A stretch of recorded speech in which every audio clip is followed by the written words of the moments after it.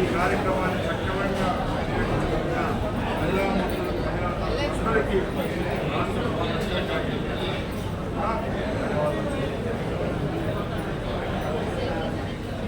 మేము ఒకటే చెప్తున్నాం, ఎప్పుడైనా సంస్థ మెండుగా సేవలు అందించాలంటే ఆ సంస్థకు సంబంధించిన వనరుల యొక్క సమకూర్పు కూడా జరగాలి.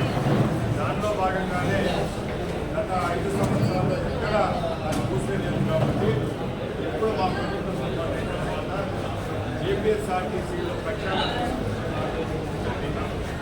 దానిలో భాగంగా వచ్చే 1.5 సంవత్సరంలోనే 2000 నుంచి 2500 ఎలక్ట్రిసిటీ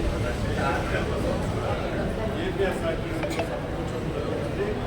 గౌరవ ముఖ్యమంత్రి చంద్రబాబు నాయుడు గారి ఉద్దేశం, ఆయన కళ ఒకటే, గ్రామసీమల్లో నడిచే పల్లె వెలుగు బస్సుల్లో కూడా రైలు స్టేషన్లో ప్రయాణికులు ట్రావెల్ చేయాలనేదే ఆయన ఒక సంకల్పం పెట్టుకున్నారు.